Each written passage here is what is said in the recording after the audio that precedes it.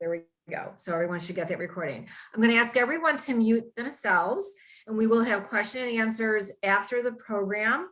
The reason I ask you to mute is just because every little bit of background noise you will hear. So if we can just do that, if you have a question, you can unmute yourself. You can always put questions in the chat and we'll get to them afterwards. And I'm going to turn this over to Francine. Hi. Hello and welcome everybody. Good evening. And as Faye said, that we are co-chairs of the Green Team at Congregation Beth Ahm.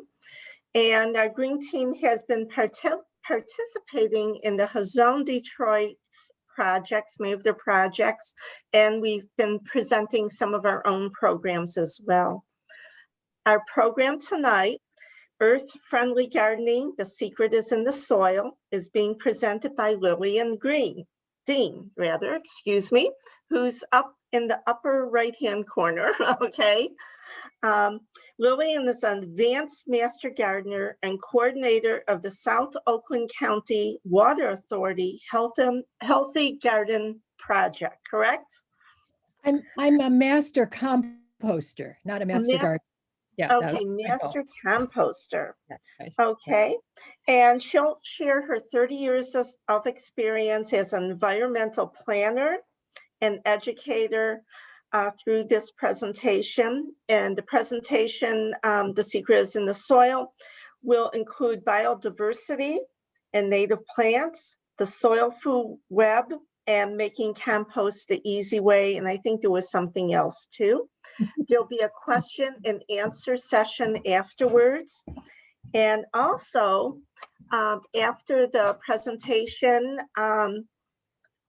or after the whole program, we'll be having a raffle for countertop composting bins. Oh, okay, and so everybody's name will be put into the mix and you will be notified if you won. Okay. Okay. You'll do that through email. Yes, it'll be through an email. Okay, so can we start with Lillian then? Lillian, you're already a co-host, so you can share your screen at any time. Thank you, everyone. And I will pull up my PowerPoint and we will start the program. And I am thanking Francine and Faye for their thoughtful coordination with me before the program and your nice introduction. So friends, new friends, old friends, I don't know if you have the little icon with the faces on the right side. You may want to turn that off. Faye, do you have some advice on how to do that? The reason is that it blocks part of the screen and usually it's helpful just to close it off. At the top of, if you hover your mouse over to the top, or the icon over to the top, there'll be one that says hide thumbnail video, then another one that just shows the active speaker. If you click on one of those, it will either make it 0, there will be nobody on the side, or there will be just the speaker on the side if you use the bigger one. And I suggest you use that one and you can move it around so it's not in the way.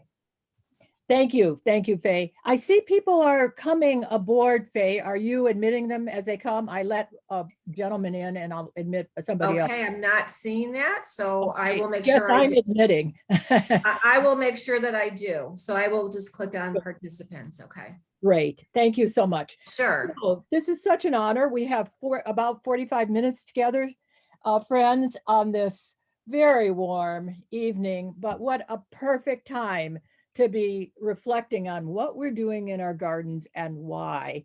As was mentioned, my background is as an environmental planner, and what that means is that I was always in my professional work looking for the big picture and not just the individual actions, but the whys. And by a stroke of luck, you might say, I became involved with recycling education at the local level, and that led to composting education, and that led to outreach to municipalities and citizens on what to do to protect water quality.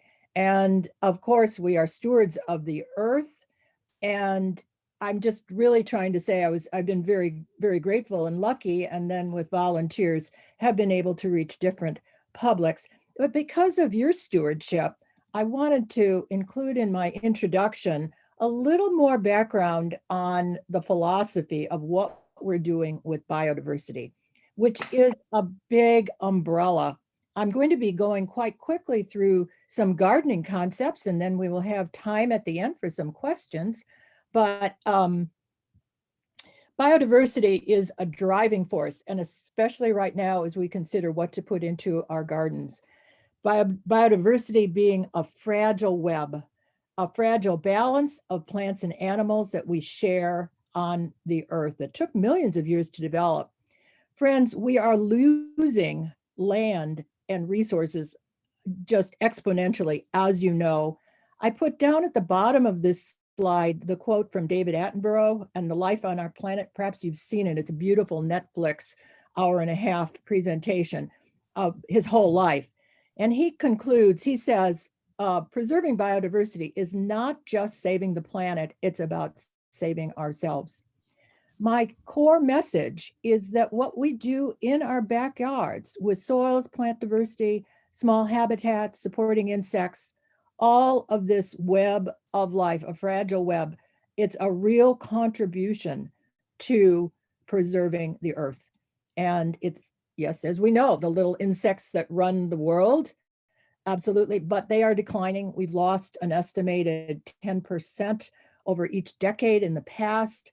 That hasn't really been documented in detail. I keep looking for some figures. The research was done in Germany, but I think we can feel really good about what we are thinking about and doing in our home gardens. So that's my little granddaughter, Miriam, on the upper right. I was thrilled to hear about your interest in the bigger picture. I mean, what we do with all of the activities in our lives, they are related to the planet and the future and our grandchildren, but especially with climate change. I've taken this slideshow, and I must confess, every day that I present, I revise it, but I've kept climate change and carbon capture as a theme. You will see some slides as we go through. I hope it's a good takeaway for you. Soil is the third largest carbon reservoir on Earth, together with oceans. And healthy soil organisms are pulling that carbon dioxide from the air and capturing it. And I'll describe that in more detail a little later. But this carbon capture supports the life of the soil, which leads to increased soil fertility and better storage of water and nutrients in the soil. Excuse me. So the best soil for our plants is also the best soil for the planet. And that's pretty exciting when it's win-win. I have based my presentation on my extensive library and some friends who are experts. The wonderful thing about gardening is experts can be citizens. They can be us.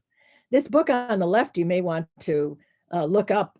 It's a wonderful, friendly book, Growing Your Soil. We are going to grow our soil as we walk through the slides. And I put the Peterson Wildflower Guide up there simply because there's so many books and resources and magazines, you know, about this plant and that plant. And we walk around the garden, we say, oh, what's this and what's that? Well, a basic book that has line drawings will get you a long way, and it gives us the range of the plants. And we just keep learning by looking and checking websites. You can birdscape, you can create small habitats, ask questions. So for today, I'm going to briefly mention a little bit more about our publicly sponsored volunteer project. Then we'll launch into biodiversity in nature and in our gardens. The third part will be about healthy soils and the soil food web with organic matter. And the fourth, making and using compost and natural mulches.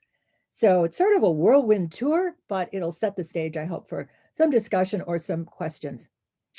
Our program has been going under the umbrella of the Southeastern Oakland County Water Authority since about 1990. And we were the first master composter program in the state, and we have many, many friends. And all that means is that we care about the soil and what we put in the soil, and we keep learning. And so I just want to share a few pictures of volunteers. Kathy Lichtman was with us today. Kathy, I don't have a picture of you, but we are just people from lots of backgrounds. I work actively with 25 volunteers of various ages and backgrounds, and we work together, and it's the way we learn because we make mistakes, and you understand that. And we have, quote, you might be an expert in one thing and not another. For example, this was in the early spring here, May. We have nice work days, just an hour, hour and a half usually. And we're removing from the pathway there wild strawberry, which is a lovely native plant. However, it goes wild. And we maintain our chip pathways through easy weeding. It's not difficult, and some other things there. So as we go on here, there we go. The wonderful thing about our volunteers too is they all have their home gardens. And Kathy, someday I hope to visit your garden. Jane Giblin is known to many of us. She hosts native plant sales. And I just wanted to show you this, especially because I knew Kathy was going to be watching. Kathy, this is what Jane Giblin did with her front ditch. It's amazing. I don't know. I'm going to guess 40 different bees and butterflies and everything, maybe 100, and many, many different plants. And she shares when you visit her. Barbara Johnson was a dear friend. She passed away several years ago, and this is her Royal Oak garden. I'm really just trying to say that it doesn't matter the size of the garden or where it is or what community, the same principles of biodiversity and healthy soils and recycling in place, really, with your plant material, can be a core practice that helps with the earth, helps with carbon capture, helps with lots of things, and builds a garden that's attractive to the pollinators. These are slides from literally just a couple days ago. I'll come back to that a little later on it.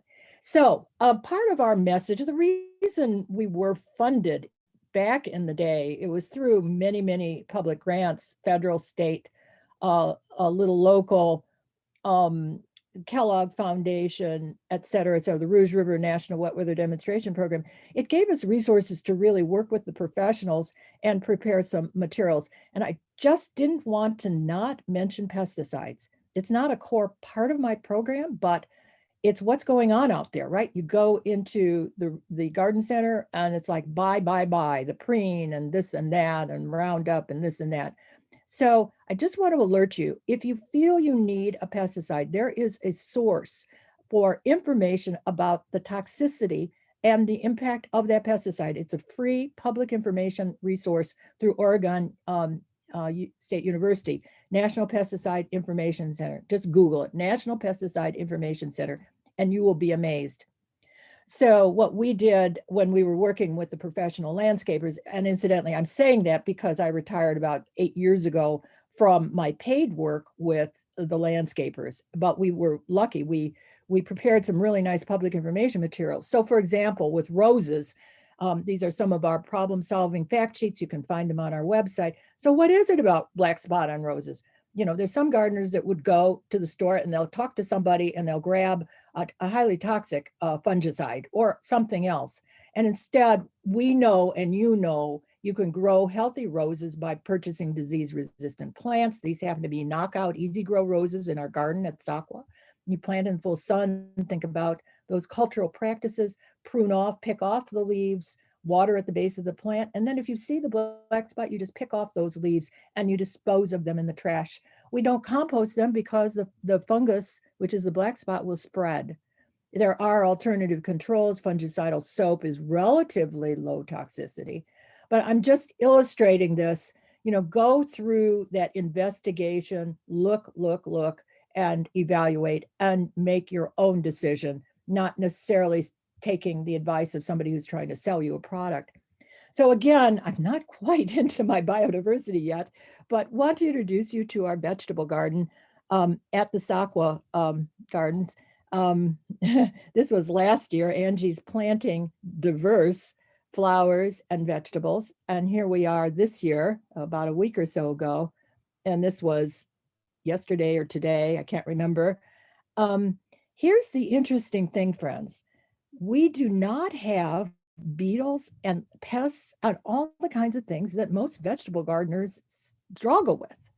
And the only thing we can figure out, and I'm sort of mentioning this so you can come over and see for yourself, maybe try yourself in the backyard, is it's diverse. We're using compost 100% and natural mulches, which become compost. and we have butterflies flitting around, but we don't have those typical vegetable problems. So, we're asking questions and it's looking really good. This is a little close up on the left. This was from today. There's some tomatoes in there. And then on the right, that's we have just little pocket gardens, adopt a garden. We purchase the plants ourselves. Sometimes we don't know how they're going to grow at all. And then we learn from each other. So I have a swamp milkweed growing up in there. It'll flower. It'll be great. I'm not going to take it out. But we have a lot of marigolds there, nectar-rich marigolds that resist, a nice companion plant. Well, they do deter some pests, but what we love is that they're actually great for pollinators.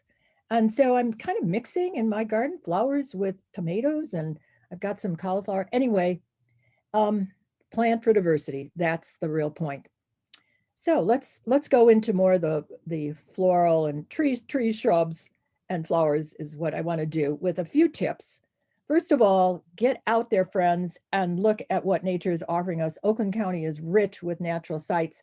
This happens to be a constructed prairie at Woodward and Lone Pine behind the Birmingham Unitarian Church. It's an amazing site.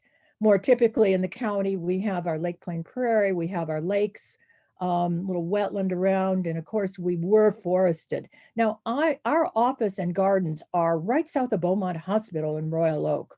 We were a forested area, primarily swamp. We had swamp, also beech, sugar maple, and also oak hickory. I think many of you are out in the West Bloomfield area. You'd be more lakes and wetlands historically back in the day of settlement, but land has been drained.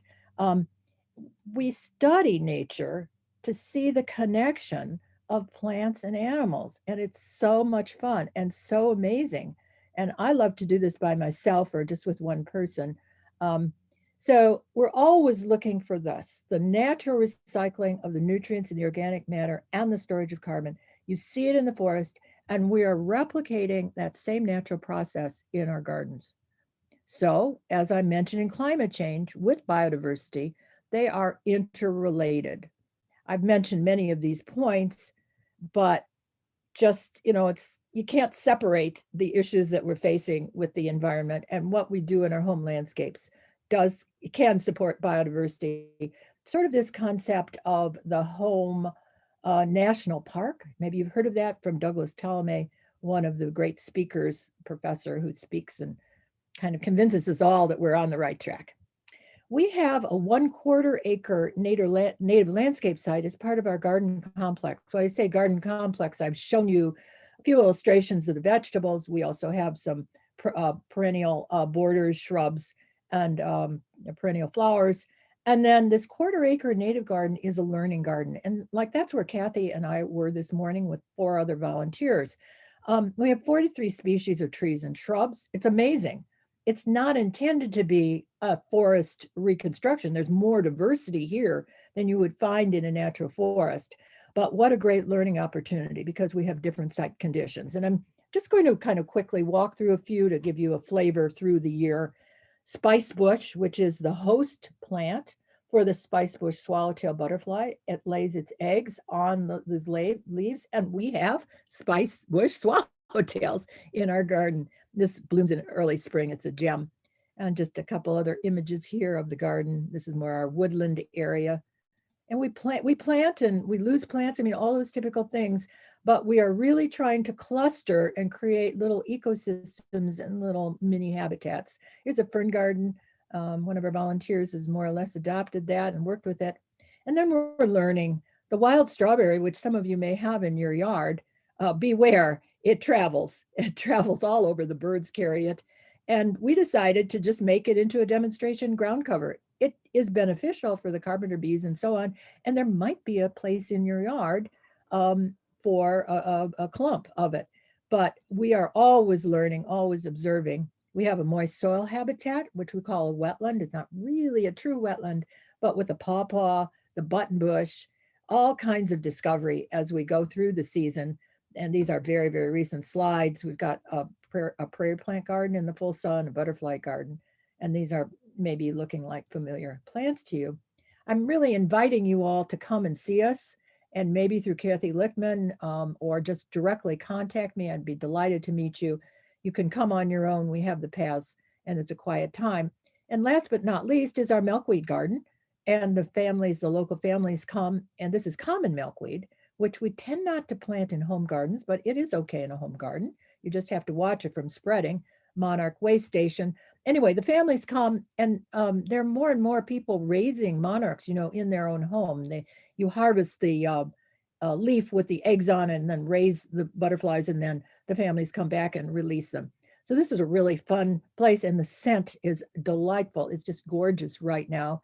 Here are the butterflies that we have seen, and we certainly share common milkweed. We have several other kinds as well. So that cycle of the monarch, I think they're coming back. We're seeing them this week, which is wonderful. We were concerned about a decline. I think nationally there has been a decline. So we're planting milkweed whenever we can. But more typically, the swamp milkweed, which I showed you earlier, as a plant that is a very well-behaved, beautiful. I think it's well-behaved. I think it's very beautiful. And the butterflies love it too.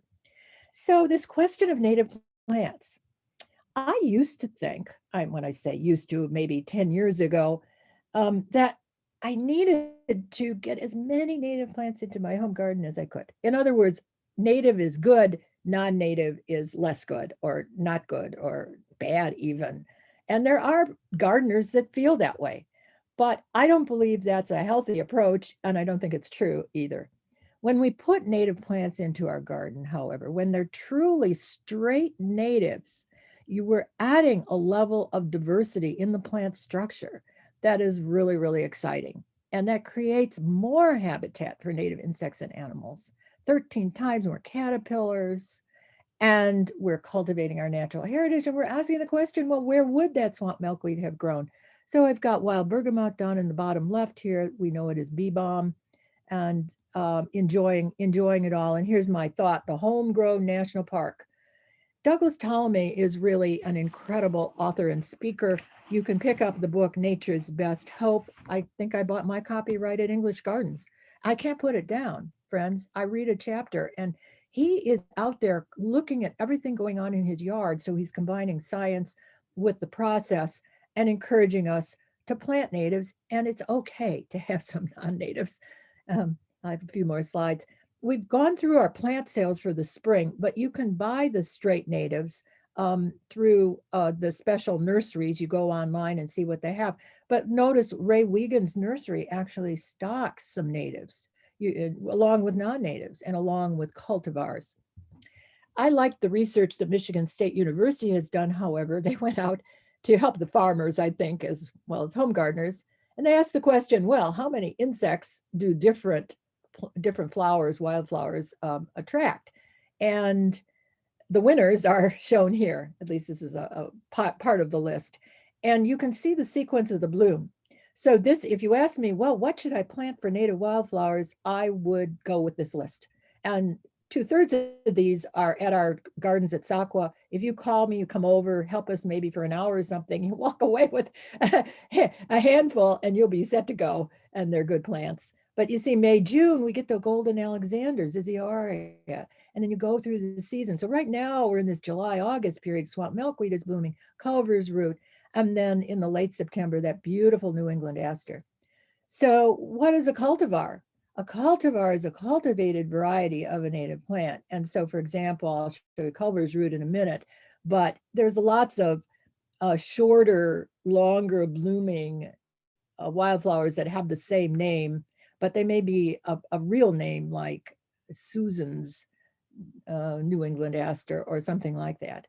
So just a quick note, purple coneflower is kind of a borderline plant. It's not completely native in Michigan, but we call it a native.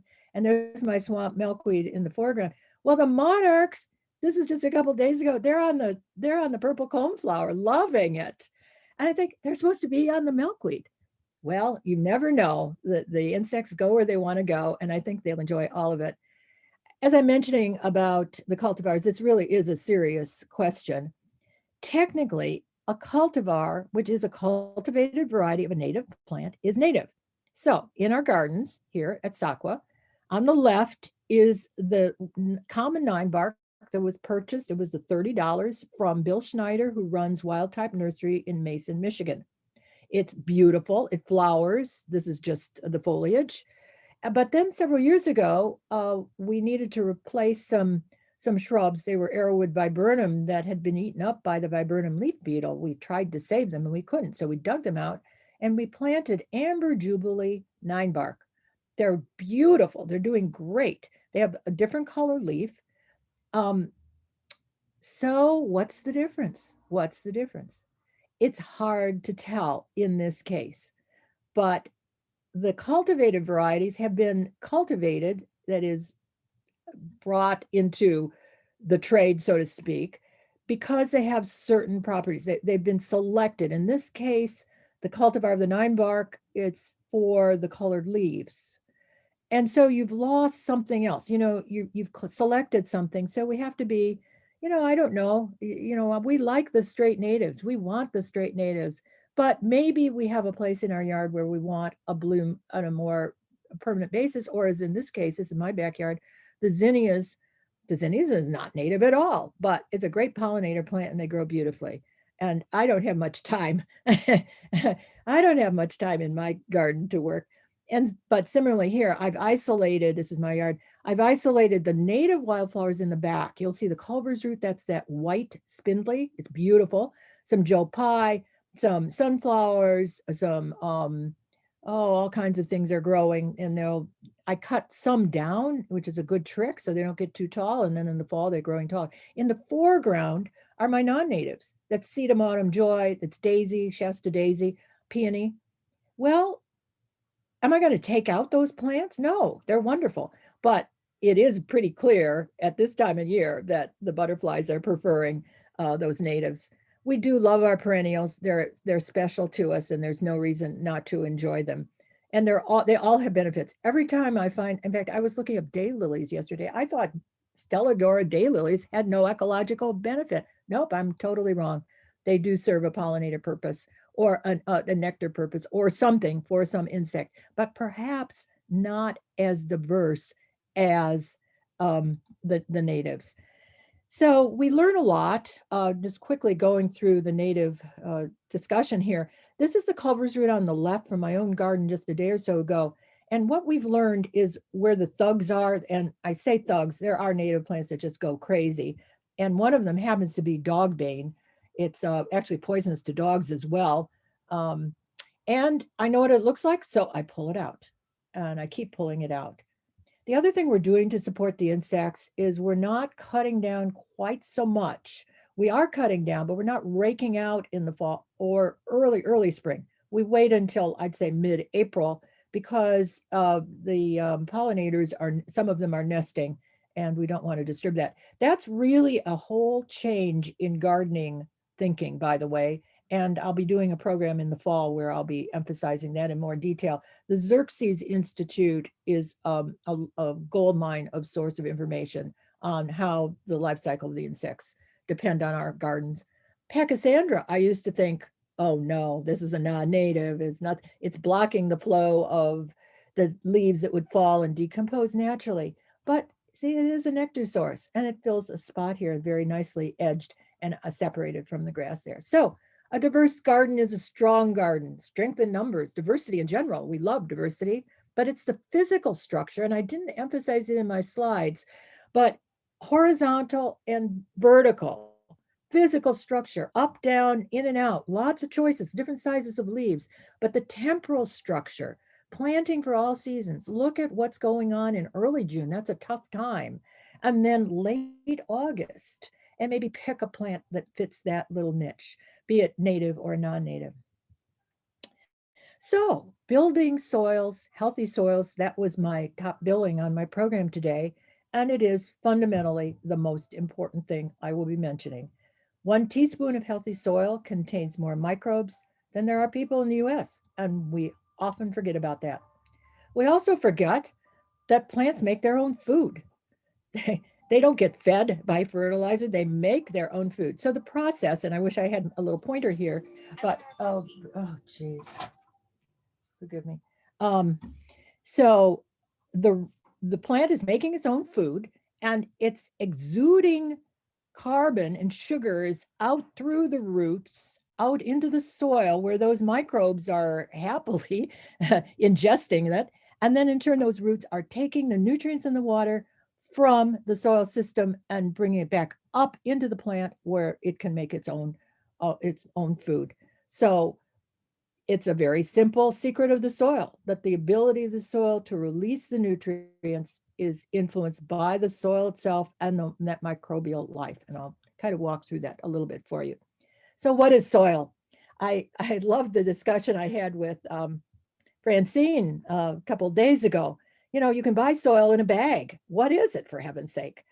I went over and looked, and I'll make a comment in a moment, but we like to think about healthy soil, which means that we're looking at the organic matter component of the soil. Soil is a combination of the mineral matter from the glaciers or whatever, the minerals, also air and water and pores in between. But that little fragment there on my chart, the 5% organic matter, that creates the soil life that drives the system and is the most important.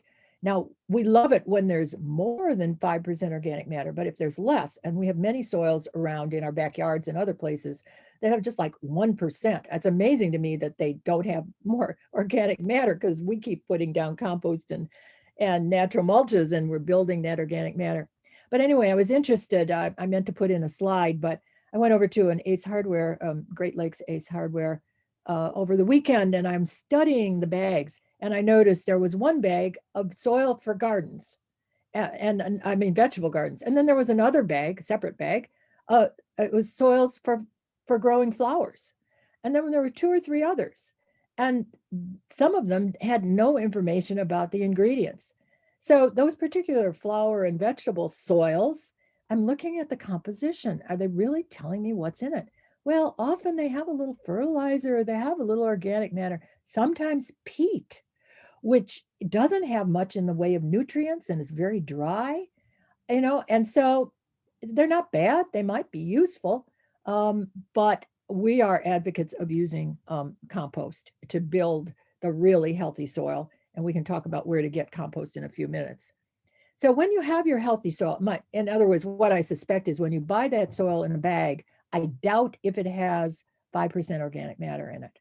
You will still, it probably is just fine. It's a type of topsoil, but you're going to want to put more organic matter in, be it shredded leaves as a mulch or actual compost, so that you get the system working for you. The healthy soils will store the carbon. That's what I'm saying. Trees will store carbon too. That's well known, and exude the carbon into the soil, but soil directly will do that too. And as the plants die, as it decomposes in the soil system, it will move deeper down underground. And those cooler temperatures slow down the life of the soil, but then it's that storage. So, I mean, carbon capture is really big, friends. And there's proposals where farmers would be paid to capture carbon. And we can do it in our backyard just by some practices that help our plants be healthy and fight disease at the same time. The soil food web, it's a bug eat bug world out there and so forth. This is a subject of hundreds of PhD theses and a wonderful study. We keep looking and enjoying what we see when we take apart the soil. It's really, the soil food web really includes all of the individual food chains that are out there in the soil, and diversity is the key. We can't identify all those microbes. How could we, even if we had the equipment and microscopes? Look at this. 1 teaspoon of healthy soil may have 20,000 different species of bacteria. There's good, they're bad, whatever, but they are having a feast. They're living, they're dying, they're reproducing, and they're controlling diseases and pathogens. It's just what we want. And all plants, every single plant on the face of the earth, depends on a soil food web for their nutrition. You can add to the soil. You can put in synthetic or organic fertilizer, which is a nutrient source. You can add it, but in the end, that soil food web with that water and air is where the action is. So we like to think that we can garden in partnership with the soil food web. It's exciting and have these benefits. And we can't see them always, but that soil creates the growing medium for the plants that we want. I love this. Healthier bees. I never thought about the healthy bees, but darn, I want them to be healthy for sure. We're losing our native bees. Honeybees are another question. That's another issue. But I like the last point, better sleep for the gardener who's doing the right thing for the planet. Friends, we need to enjoy our gardens. That's a little quote from the Diane Niesler book. As master composters, we are always saying, go decomposers. We are looking at decomposition that we organize in our compost bins, but it takes place in nature, in our backyards. And all it is the breaking down of organic residue that we see in nature. And then we do it with compost as well. So a lot to this. And I do have a few slides on composting. I think it works best in a setting where we have a compost bin and we can really walk through the yeses and nos. I do have a few notes on that though. But microbes, like I'm saying, they're beneficial. They do all these great things for us. They capture energy and break down residue, and they control predators. And without those microbes, microbes being a short abbreviation for microorganisms, there would be no soil. We'd only have rock and sand. There would be no life. So it's a fascinating subject. And of course, the fungi we know about. I'm starting though with bacteria. They're the most important, I think. There are thousands, millions, billions, and they're the base. I say they're important because they're the base of the soil food web for breaking down materials and transferring them. You know, when you put grass, let's say you put put nitrogen. You say, okay, I've got grass clippings which have some nitrogen in them. I'm going to leave those grass clippings on the lawn. Now, does that mean that you really are directly transferring nitrogen to the roots of the plants? And the answer is no. And it's because what's going on in the soil is transforming the form, the type of nitrogen. And there's the nitrogen cycle. It can get to be quite scientific, but it's worth remembering that the soil is doing the work for us.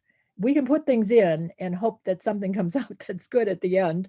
It's not a cause and effect 100%. So fabulous fungi, you know, fungus is the longest organism in the world, the Oregon forest. This is more spring and fall for our education, but I like to think about the fungi under the ground as being nature's internet, just shuttling nutrients and water. So I didn't emphasize it in my slide of the plant, but you see what's happening is at the end of the roots of the plants, they're a nice habitat for the mycorrhizal fungi. Fungi are living, they're a kingdom of organisms, but they're not plants. Plants are higher, if you will, higher animals. Higher organisms, so to speak. Fungi are very, very primitive, but they reach out and they're communicating with each other. They're exchanging nutrients and water, and maybe that tree needs a drink or something. And so the roots reach out for the water, but then it's the mycorrhizal fungi that are extending and finding. And there is really some fantastic research on this, friends. I think you may have heard of it, but the communication among the woody plants in the forest and in our backyards is pretty amazing. So Michelle Prudhomme, who's on this talk with us, and Pam Brady as well. Boy, we do go decomposers with the kids, and it's a wonderful nature exploration, fun project to do. Just look around and break up those logs and see what you see, and the kids go crazy and they can take home some decomposers to help their own yards. So I'm not going to do much on soil testing. It's a master gardener kind of topic. I did it last week in a different talk, but want to make the point that you don't know what organic or inorganic fertilizer to put into your soil unless you have had a soil test. You cannot tell just by looking at the plant. There's too many different variables. So fertilizer, after you do a soil test, is helpful in some cases if you don't have the nutrients that a particular plant needs to grow. And so we say compost. We know compost is a fertilizer. We're putting in lots and lots of compost, but I don't want any of you to think that we are anti-fertilizer. I mean, when you don't have compost, when you don't have organic matter in the soil, and you don't use any other additional fertilizer, your plants can look pretty lanky or thin, and more weeds come in, and that doesn't achieve our goals. And the soil system can take, they need, the soils need the nutrients. So we like the soil test. It's a $25 service from MSU. And I'm noting about the organic matter. $5 will buy you the organic matter test through MSU. So that's a pretty good deal. And we've recently tested our soil, our vegetable gardens, and our compost. We have nice organic matter. We know we don't need to add other fertilizer because we grow in 100% compost. Our cities draw compost from this compost site in Rochester Hills. It's the largest in the state of Michigan. Now, bag compost can be good, but you don't know. This compost is tested and is brought back to the cities, and you can get access to it. It's in Rochester Hills. Go to the SOCWA.org website. You can shovel yourself. I'm assuming most of you are outside of our member community, so you do have to pay something, but it's very reasonable. Or if you have a friend, or come volunteer, come to our gardens, just come for a tour and bring a couple pails and we'll load you up because we have a pile there. So I'm going to quickly, I've got about 5 more minutes, and just go to our website on composting videos. I was quizzing Francine a little bit. I think you are less interested in how to make compost than how to use the compost and natural mulches. So I'm going to kind of skip through here and just make the note that any compost bin works well. And our formula for cold composting, it's very simple. It works well. We just got a new batch of compost. We started it 6 weeks ago. It was super simple. It took 10 minutes. Shredded leaves, which is a brown material. Then we put in a little green. It could be fresh grass clippings or vegetable scraps or nothing, because leaves actually have nitrogen in them. But our magic ingredient is compost itself. We put 25% compost, or it could be soil, mixed in, and then we water and we mix. And we're very careful about what we put in. We keep out the weed seeds. And then the bins don't matter. Any of these work well. You can get them online. And if you're concerned about rodents and vegetable peelings, you can raise your bin with a tumbler like this. And those some families love these, others do not. There's really a choice. You can come to our gardens and see the different bins. And here Sarah is watering down. We keep the bin moist, but once you've watered with a black plastic bin, the water, the droplets condense on the top of the bin, and we rarely need to water again, even when the bin is in the full sun, which is not the best. It's better to be in the shade. Compost is gardener's gold. It holds sandy, so it helps sandy soils hold water. It loosens clay soil, slowly releases the nutrients through that soil food web, captures carbon, reduces soil-borne disease. I mean, we go on and on. It has been used to clean up oil spills, friends. And you can't, I'm always asked the question, can you have too much compost? I guess I can't imagine it. I guess maybe some plant doesn't need organic matter. I mean, maybe it's a hydroponic or something. I don't know, but we use it for new planting.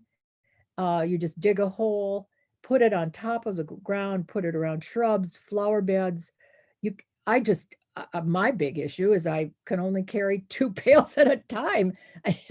I'm over 70, I'm carrying this compost and dumping it, and I can't get enough. I just go to my local pile in Huntington Woods or at the SOCWA Gardens.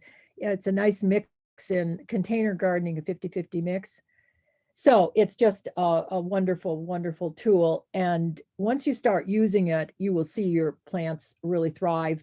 And I always like to compare compost grown flowers, annuals, really, anything you get at the garden center. If you keep putting compost in, you most likely will not need any other fertilizer.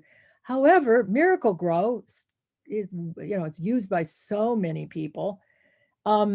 You can tell when Miracle-Gro has been, it's used to douse flowers, I think, and it pushes the growth. It's almost unnatural.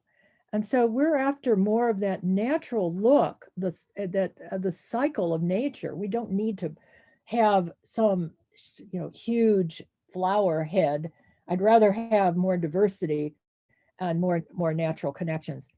Natural mulches also really are our friends, the gardener's friend, and we use them. Any kind of natural mulch. It could be pine bark or any kind at all. We're suspicious of the colored mulches, but the truth is the dyes have changed. The companies got blasted about 10 years ago. They had to get rid of whatever the dyes were that were toxic, if there were any. I'm not even sure there were. But you can get nuggets, any kind, anything at all that is a natural mulch. Just what if it looks nice to you, buy it by the bag or have it delivered in a truck and use it throughout your gardens. Because what you're doing is you're blocking the weeds, not 100%, obviously, but reducing the weeds and holding the water in, reducing soil compaction. It really becomes compost over time, moderating soil temperature, enriching the soil, and controlling insects and diseases. So we put, depending on the type of mulch, you put it on thick enough that it inhibits the weeds, but allows the water to go through. So people have their favorite mulches. There's a little video I was looking at today. It was great.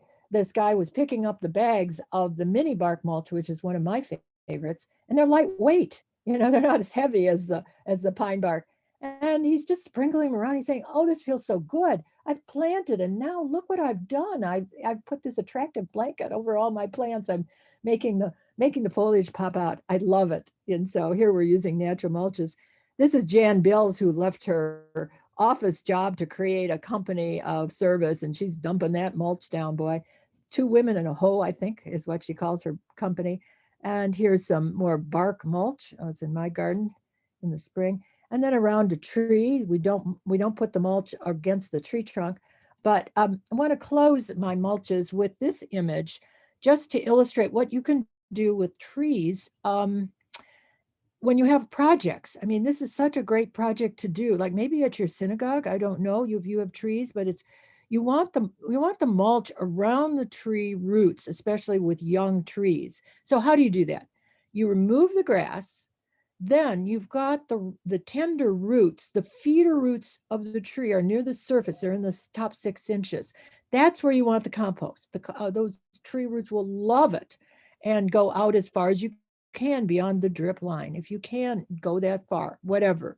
That's not the most critical thing, but you put the compost down, then put some newspaper down, which will gradually decompose. Then your purchase mulch on top, and you've got a sort of a pancake there, but that's going to last for a couple years. Without that newspaper, my experience has been less than 6 months.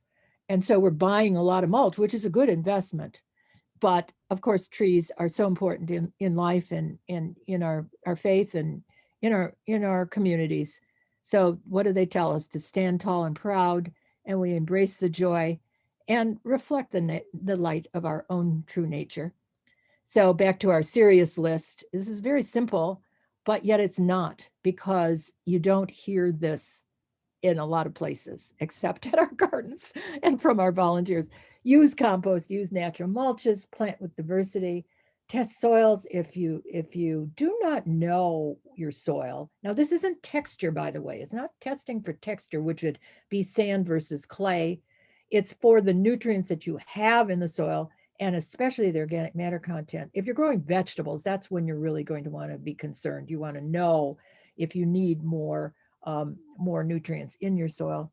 And we urge you to consider native trees, shrubs, and wildflowers, and then keep your eyes open for pests. And you know, if a plant's too bad, you just pull it out and plant something else. And they're moving around anyway. So with a little luck, we can enjoy our gardens, a little bit of work, and feel good about how we're connecting with Mother Nature and the earth. I think David Attenborough would be proud of us if we just give it a try. So thank you. All right, is anybody there? We're all here. Oh, That was wonderful. everybody's muted. Yeah. Yeah, you can unmute. So Lillian, I have a question. Okay. So do we need to make an appointment to come and visit the SOCWA garden? Yes, with me. Okay. All you need to do, it could be one person or more. I'm a busy person. You know, we all have stuff in our lives, but I jump through hoops to host, and then some volunteers also help.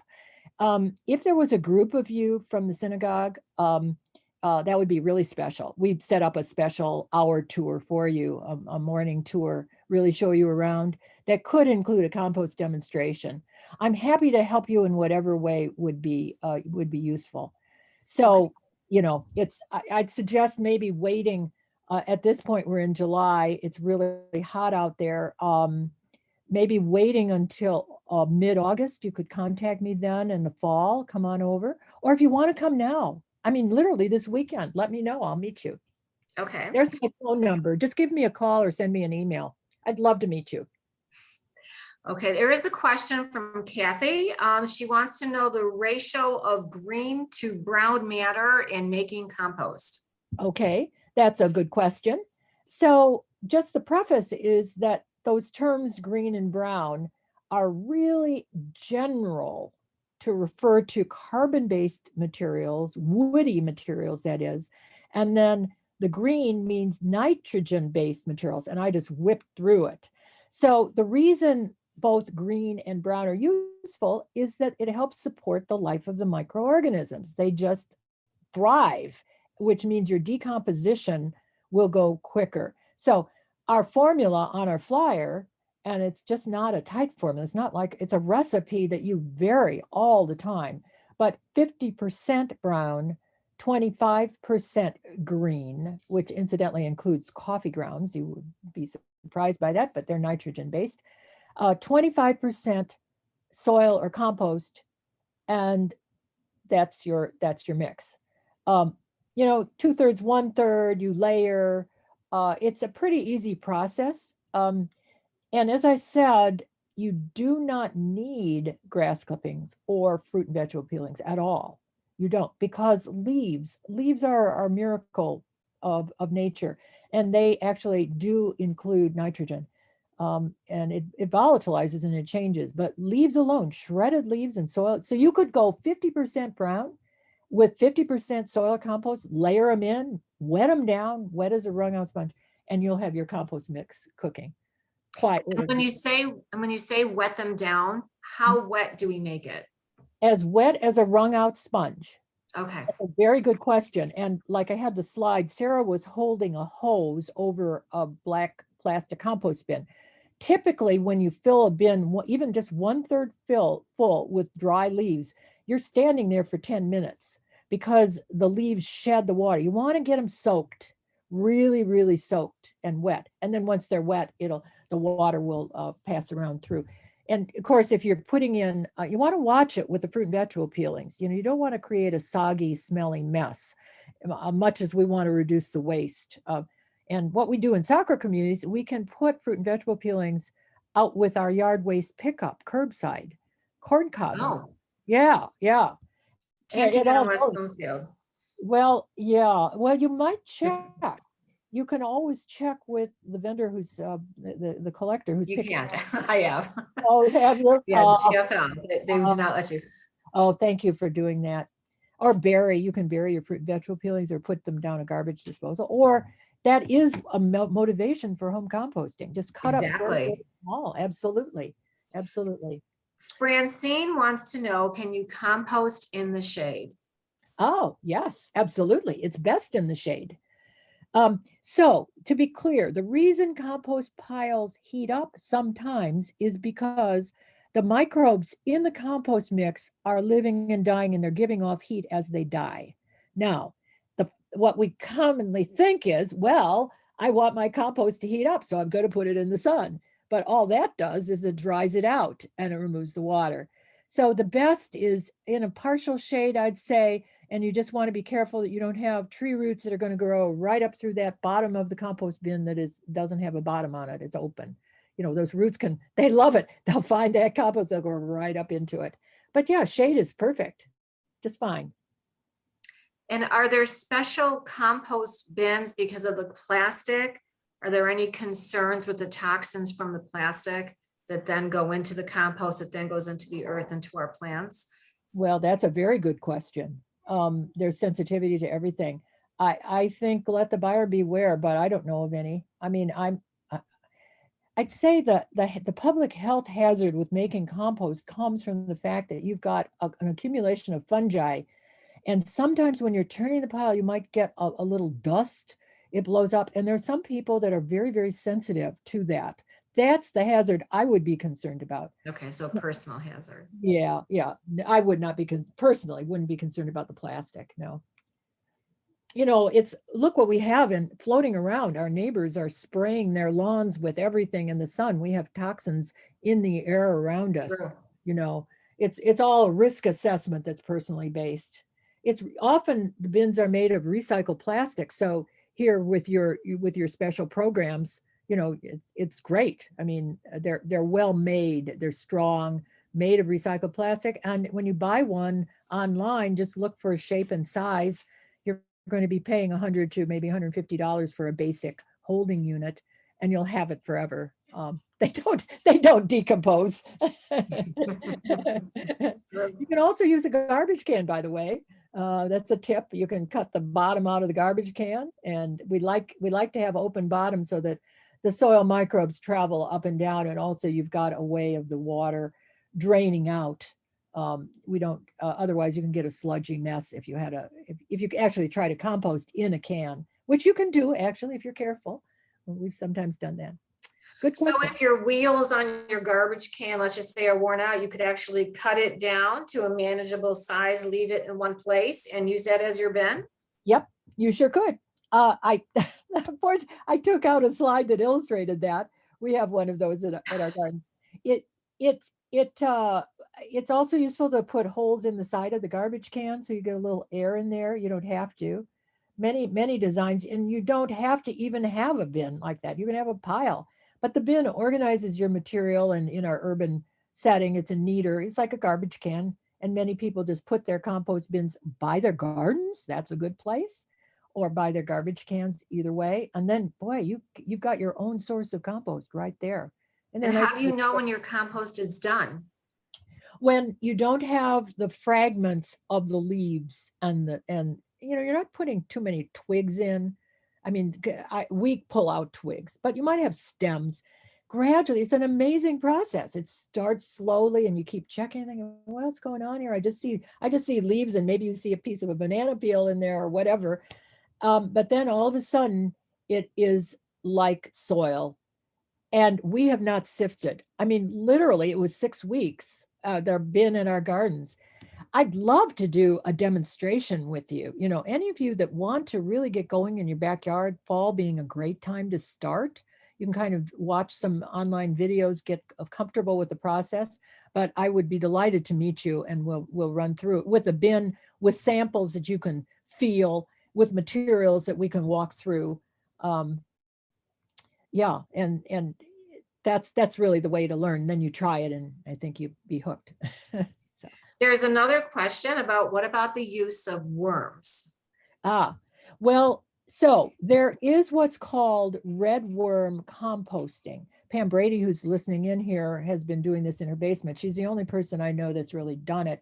It's worms eat your garbage. It's the idea of red worm composting, eating the red worms. You buy the worms, and they eat meat and all kinds of things. And then you get the castings, which is a very rich fertilizer. Now, some gardeners say, they'll say, I'll put earthworms. Maybe they go to a bait store or something. They get earthworms, and they're going to put them in their compost. You do not need to do that. In fact, we're suspicious of earthworms because they eat a lot of litter when they're out in a forest area. Let's say a fisherman dumps some worms. That's really that's an environmental issue, because they're eating up the duff, the nice litter layer on the top of the surface. But earthworms are fine. There are many different kinds. They are great in a garden because they're burrowing through and leaving their castings. So in a compost bin, you will see earthworms a little bit, or in healthy soil, you will see it, but they're not driving the system of yard waste composting. You know, my philosophy is that we're composting because we have some waste material that we want to recycle. So we look around, what do we have? Well, we have leaves and grass clippings, maybe some tomato plants, maybe some cut flowers that we have, little fruit and vegetable peelings. That's the material I want to compost. And I want to do it in such a way that I get a nice product for the garden. And the castings you get from redworm composting, well, there's some maintenance involved. It's just a different process and for a slightly different purpose too. And two other questions came up. How often do you turn the compost? And should you apply composted material in the middle of the summer? And if so, how? Excellent questions. Perfect questions. So number one, let's see, say it again, Faye. How often do you turn the compost was number one. Okay. You're not going to believe this. Once a week at best. Because we have mixed it right in an easy do mix to begin with. Again, I could demonstrate this. What I do, I just use a trowel, a long trowel, it's 6 inches long, and I poke it in and I stir it up. In other words, I'm turning the top layer only, and down underneath, I'm just trying to keep the moisture level. I could use another turning tool. We have some turning tools. So I would recommend every week or every 2 weeks, check in the bin and mix up your material. And it really does. The cold composting takes place very naturally, but I've been careful with what I started with. So I'd encourage you to let me know and see it, and then you'll know. Now, concerning using compost in the summer, the answer is absolutely yes. Like any fertilizer, slow release organic fertilizer, the fall is the very best because the roots are growing and they're storing. But because we want to keep that soil food web active, spring is a great time. Summer is a great time. It's sort of like your plants need a little boost sometimes, and they're going to get that boost not as directly as what I call fertilizer, but those soil microbes, they need a little boost. They want a little snack or whatever they get from the compost. And so, yeah, whenever you can do it, I would do it. Just keep putting that compost around and then put natural mulches on top. I don't know. This is not the best time of year to be out there gardening. It's darn hot after 10 o'clock, right? But this will change on a beautiful day. I just absolutely use compost anytime. Lorraine Douche had a comment that to avoid fruit flies and sitting scraps until I can take it to my tumbler, I put the fruit scraps in the fridge. What a very helpful tip. I love it. That is great. I personally use a little Tupperware container. It's quite small with a lid, and have avoided fruit flies. That's incidentally one of the issues with redworm composting is the little flies that you get. I don't know. That's an interesting point. Yeah, you do want to stage your fruit and vegetable peelings. You have a container of some sort. Maybe the thing you're auctioning off or giving away has a top on it, and that's not an issue. Yeah, good tip. I don't know. Keep it simple, friends. But we'll do it. The other thing, people say with fruit and vegetable peelings, what do you do in the winter? Your compost it's frozen in Michigan. And so some gardeners will keep a little bag in their garage, just freeze it up. And I like that idea, I think, better than filling my freezer. But what the heck? Yeah, it's a free world. It's great. It works. Good question. Okay, we are right about at 8:33. I would like to invite you and anyone you think will be interested. We do have a themed Bible garden at Congregation Beth Ahm. It's a beautiful garden, and we invite you to come for a tour anytime. You can call the synagogue office and they can set one up for you. Thank you. I would love that. Thank you. Parties of 1 to 10. It's easy. And there's also if you can schedule something there, the garden is there, and there's a little tiny wooden container that kind of looks like a birdhouse that has pamphlets that describe all the plans and the theories behind it. But we would love to have you as our guest there anytime you want. So please feel free to call that. I want to thank everybody for, there's one more comment from Kathy. I remember in your library talk on composting, how much you cut up the peelings. That has helped. And Lorraine also says that she puts her things also like you in Rubbermaid containers. So that seems to be a popular thing. I once did coffee grounds for my hydrangeas, and I guess I didn't put them in the ground soon enough because they all got moldy. So What the coffee grounds did? Or yes, the coffee grounds got moldy when I put it in the Oh. Rubbermaid container. I don't know if that's a comment on my coffee Look, making or no. what. but- Oh, Betsy, or Faye, you can still just, the mold is good. Just put it right out in the garden. Put it around I have shrubs. no idea. Now I do.